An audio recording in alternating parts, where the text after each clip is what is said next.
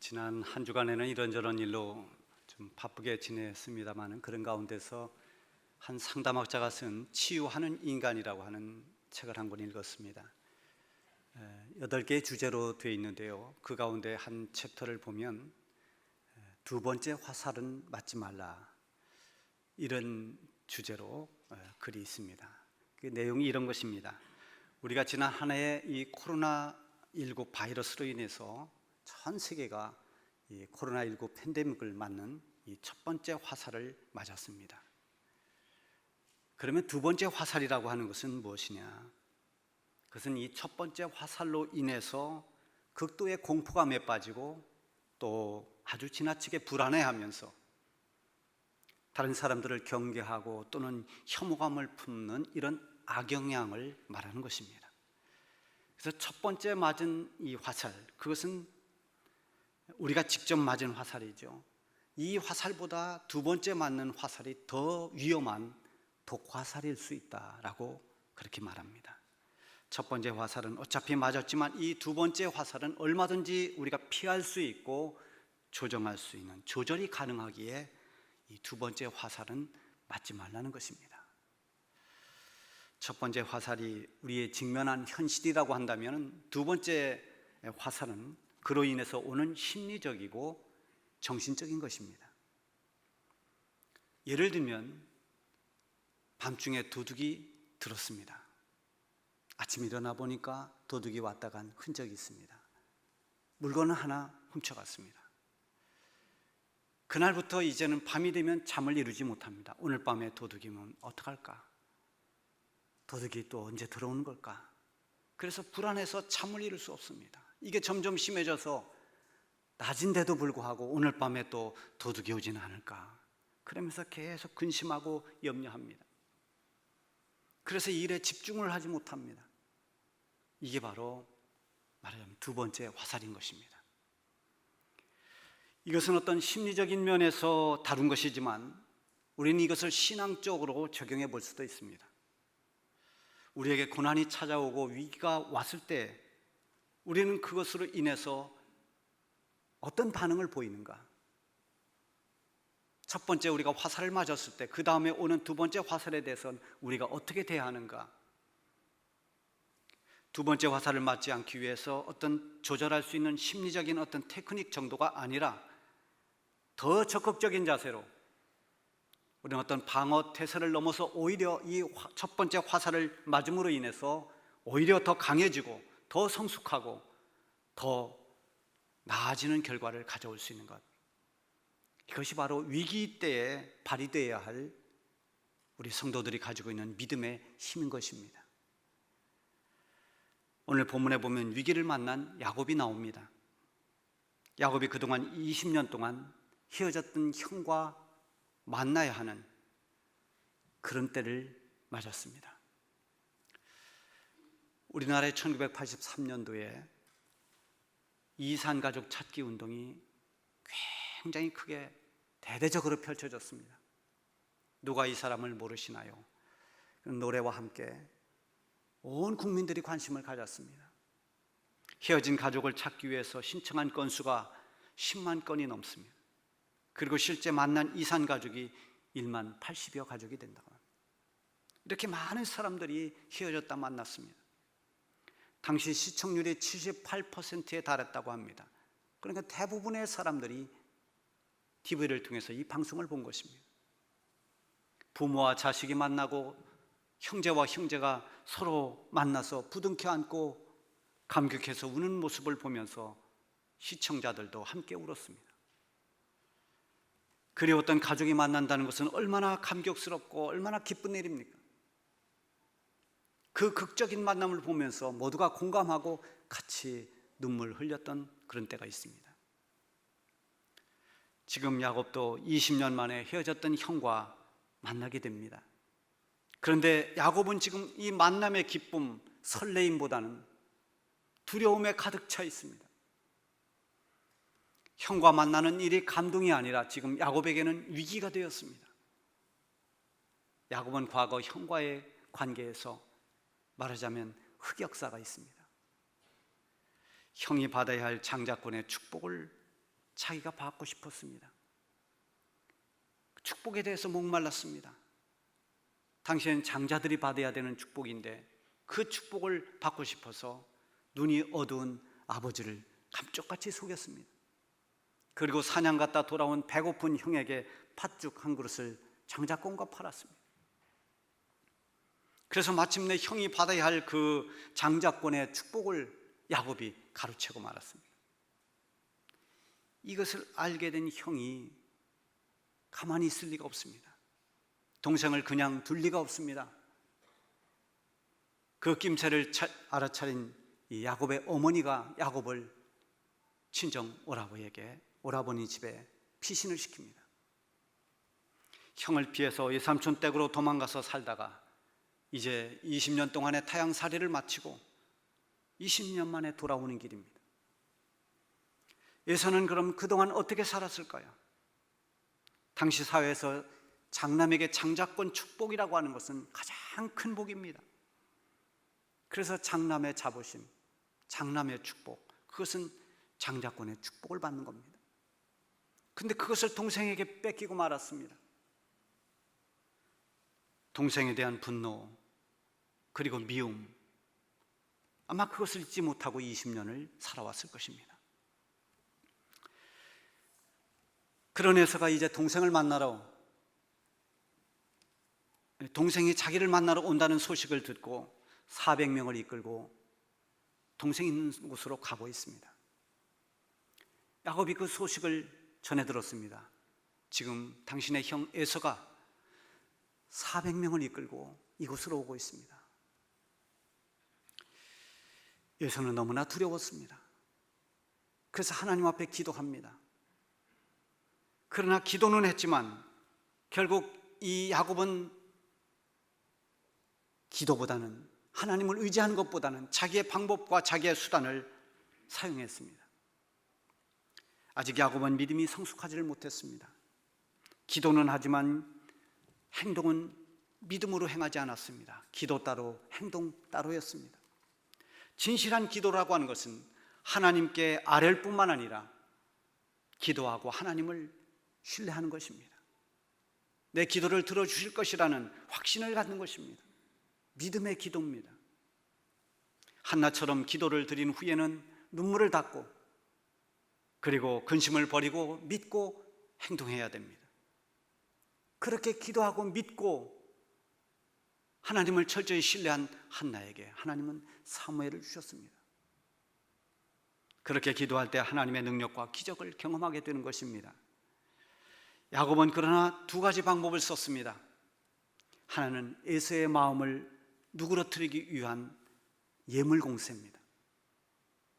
성경에 보면 암염소 200마리, 순염소 20마리, 암양 200마리, 순양 20마리, 낙타 30마리, 암소 40마리, 황소 10마리, 암나귀 20마리, 나귀 새끼 10마리 쭉 나열되어 있습니다. 제가 이거 합해봤습니다. 550마리입니다. 거기 새끼도 더 달려 있습니다. 웬만한 가축 농장보다 더 많은 가축들을 에서에게 예물로 주면서 그 마음을 움직이려고 합니다. 어마어마한 선물 공세를 펴고 있습니다. 또 하나의 방법은 분산 전략입니다. 야곱의 앞에 두 그룹을 나누어서 세웠습니다. 말하자면 1차 방어선, 2차 방어선을 구축해 놓은 겁니다. 그래서 만약에 에서가 공격을 해오면 도망갈 모든 준비를 했습니다. 이것만 봐도 야곱이 지금 형을 만나는 일에 대해서 얼마나 두려워하고 있는지를 알 수가 있습니다.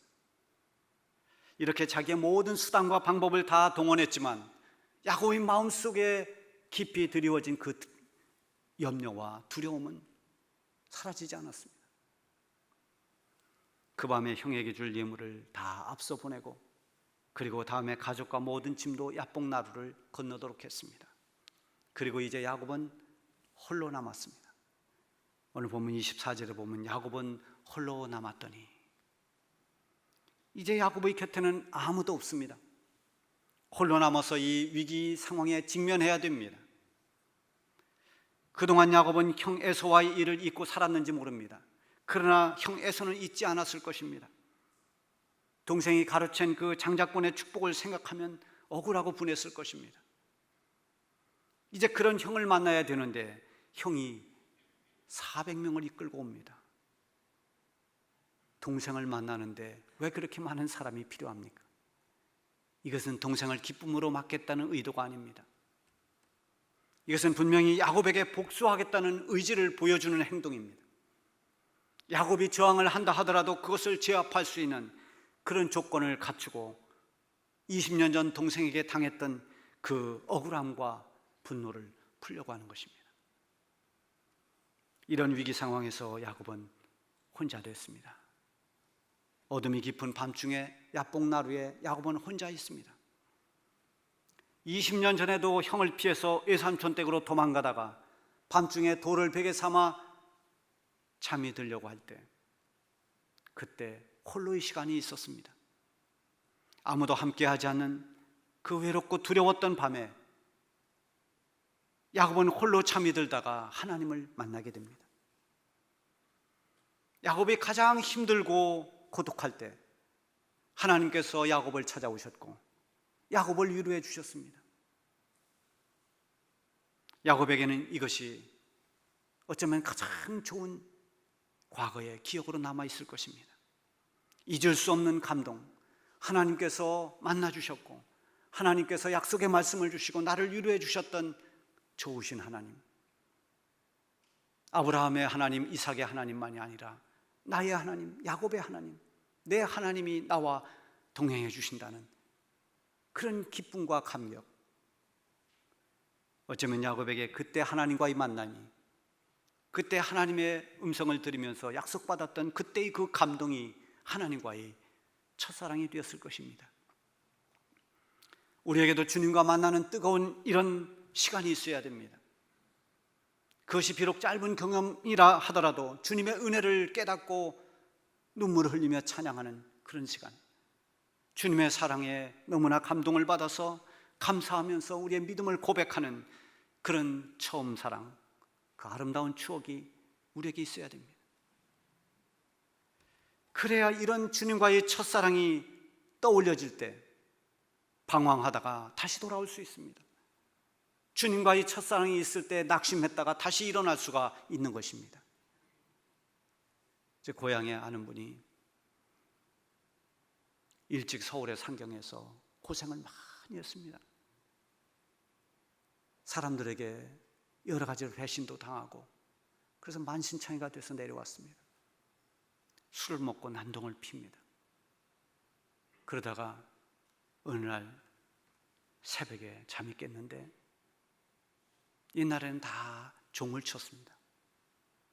교회 종소리가, 새벽 예배를 알리는 종소리가 땡그랑 들립니다. 그때 할머니하고 손잡고 주일학교 가서 여름 성경학교 하고 하던 그런 생각들이 났습니다. 찬송을 불렀던 생각이 납니다. 그 종소리에 이끌려서 새벽 기도를 나왔습니다. 그 후로 지금까지 신앙생활을 하고 있습니다. 이런 아름다운 주님과의 만남, 주님과의 첫사랑이 얼마나 필요한지 모릅니다. 홀로 남았을 때 그때가 정말 진지하게 하나님을 만날 수 있는 그런 기회입니다. 자신의 실상을 돌아볼 수 있는 때입니다. 하나님만 붙잡고 하나님만 의지할 수 있는 때입니다. 하나님을 믿노라고 하면서도 하나님과 홀로 있는 그런 시간이 없으면 늘 분위기에 휩쓸려 삽니다. 이웃에 누구는 이렇게 사는데 저 사람들은 다 저런데, 이 세상 분위기에 끌려다닙니다. 사람들 틈바구니 속에서 체면과 위선으로 자꾸 포장하게 됩니다. 경쟁에서 이겨나가기 위해서 자기를 지켜내야 됩니다. 자존심을 붙들어야 됩니다. 그러나 하나님 앞에 홀로 서면 그때는 다릅니다. 오직 하나님만 바라보고 하나님만 의지해야 하는 그 홀로의 시간에는 모든 가면을 벗는 시간입니다. 나의 모든 위선을 벗어버리고 하나님 앞에서 어떤 오기도 자존심도 다 소용없게 됩니다. 거짓과 위선은 하나님께 통하지 않는 것입니다. 내가 그동안 짊어졌던 모든 짐을 그분 앞에 내려놓을 수 있고, 내 마음속에 쌓여있던 그런 많은 아픔과 상처들 다 꺼내놓을 수 있는 시간입니다. 홀로의 시간은 분주하게 쫓기며 허둥대던 그 자리에서 빠져나오는 시간입니다. 홀로 남은 시간은 사람들 속에서 이 허세와 자존심으로 살아왔던 그런 모든 위장의 가면을 벗어버리는 시간입니다. 홀로 있을 때는 우리를 복잡하게 하는 모든 것으로부터 다 벗어나서 오직 하나님을 만날 수 있는 최적의 시간인 것입니다. 코로나가 장기화되면서 코로나 블루, 다시 말하면 이것으로 인해서 오는 우울감을 많이 느끼고 있습니다. 우울감이 증폭됩니다. 사람 간의 거리가 점점 멀어지고 있습니다. 답답해하고 힘들어하는 사람들이 늘어나고, 그렇다 보니 짜증나고 화나는 일도 많이 생깁니다.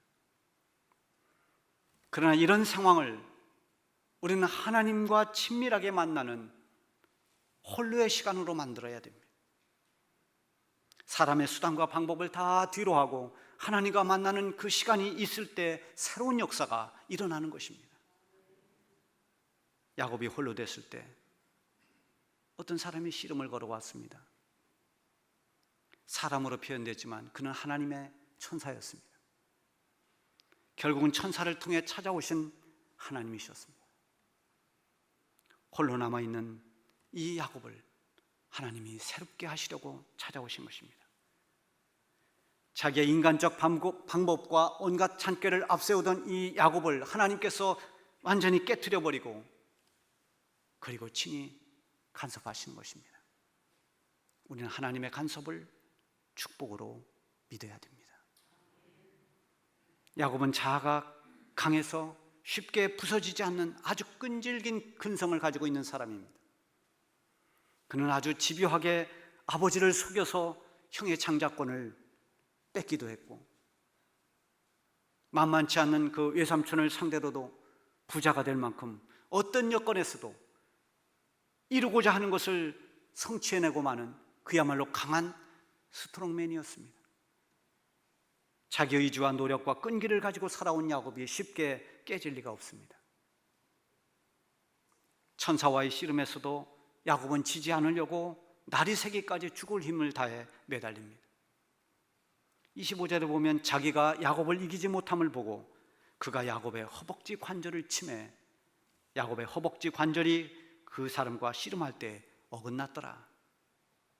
그전 성경에 보면 이 허벅지 관절을 환도뼈라 그랬습니다. 씨름하던 천사가 야곱의 환도뼈, 허벅지 관절을 어긋나게 부러뜨렸습니다. 자기 힘으로 버티던 야곱이 이 관절뼈가 어긋나면서 주저앉았습니다. 이제는 힘을 쓸 수가 없습니다. 하나님 앞에서 고집으로 버티던 그 야곱을 하나님이 깨뜨렸습니다. 이제 야곱은 자기 힘으로 버틸 수가 없습니다. 두 손을 붙잡고 천사를 붙잡고 나를 축복해 주지 않으면 안 된다고, 나를 도와달라고, 나를 축복해 달라고 애원합니다. 그러자 천사가 이름을 묻습니다. 내 이름이 무엇이냐? 예, 저는 야곱입니다. 야곱이라고 하는 뜻은 발꿈치를 잡는다, 또는 좀 안 좋은 그런 의미로는 남을 속인다, 이런 뜻도 있습니다. 이런 야곱에게 새 이름을 줍니다. 이제부터 내 이름을 이스라엘이라 하라. 이스라엘, 하나님과 겨루어 이겼다, 또는 하나님이 다스리신다, 이런 뜻입니다. 천사는 야곱을 축복하고 떠났습니다. 그때 야곱은 그곳 이름을 브니엘이라 불렀습니다. 브니엘, 하나님의 얼굴, 이런 뜻입니다. 나는 하나님을 여기서 만났다, 하나님을 보았다, 이런 의미죠. 야곱이 홀로 남았을 때 하나님을 만난 것입니다. 환도뼈가 위골되듯이 자아가 깨지고 하나님을 이제는 의지하고 하나님께서 주시는 그 은혜로, 하나님이 주시는 그 축복으로 형을 만나야 됩니다. 자기의 수단으로, 자기 머리로 짜낸 방법으로 형을 만나려고 했습니다. 그런 야복 나루트에서 홀로 남게 된 그 밤에 하나님은 야곱의 위기를 은혜로 바꿔주셨습니다. 홀로 남아서 하나님을 만남으로써 자기 방법이 아닌 하나님께서 문제를 해결해 주셨습니다. 우리가 아무리 온갖 방법을 다 동원해도, 모든 수단을 다 동원해도 결코 되지 않는 것이라 할지라도 하나님이 해결하시면 그것은 간단한 것입니다.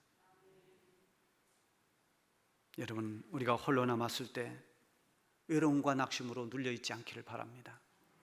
그때를 하나님과 만나는 때로 만드십시오. 어느 누구도 나를 도와줄 수 없을 때, 모든 방법을 동원해도 어떻게 해볼 수 없는 그때, 오직 하나님 한 분만 바라볼 수 있는 그때가 바로 은혜를 받을 수 있는, 하나님의 능력을 경험할 수 있는 그런 기회인 것입니다. 야곱은 지금까지 너무나 숨가쁘게 살아왔습니다. 아내를 얻기 위해서 7년을 수고했지만 속았습니다. 그래도 다시 7년을 하루같이 지내며 수고해서 라헬을 아내로 얻었습니다. 두 아내를 얻고 많은 자녀를 얻었습니다. 가축도 얼마나 많이 늘어났는지 모릅니다. 큰 부자가 됐습니다. 겉으로는 풍성해졌는데 영적으로는 빈곤했습니다. 뭔가 채워지지 않았습니다. 그 옛날 베데레스의 하나님을 잊어버리고 살았습니다. 하나님을 믿고 살았지만 형식에 불과했습니다. 기도는 했지만 행동은 자기 방식대로 했습니다. 야복 나루트에서 위기를 맞고 홀로 남았을 때 야곱은 그때 하나님을 만나고 깨졌습니다. 하나님의 축복으로 위기를 해결해 달라고 하나님께 매달리고 의지했을 때 하나님이 친히 형의 마음을 움직였습니다. 400명을 이끌고 달려오던 형 에서의 그 분노한 마음을 하나님이 만져주셨습니다. 예물 때문이 아니라, 야곱의 머리 때문이 아니라, 그 수단 때문이 아니라 하나님이 도와주셨기에 형 에서의 마음은 녹아내리고 두 형제는 뜨겁게 끌어안고 울며 상봉할 수 있었습니다. 여러분, 지금 힘든 시간을 보내고 있습니까? 위기일 때를 맞았습니까? 여러분이 걱정하고 두려워하는 그런 문제가 여전히 있습니까? 분주하고 복잡했던 모든 것을 다 뒤로하고 야곱처럼 홀로 남는 시간을 가져보시기 바랍니다. 오직 하나님만 의지하고 하나님만 바라보면서 하나님 앞에 서보시기를 바랍니다. 하나님께서 친히 문제를 해결해 주시고 우리의 염려와 두려움을 기쁨과 감사로 바꿔주실 것입니다. 기도하겠습니다.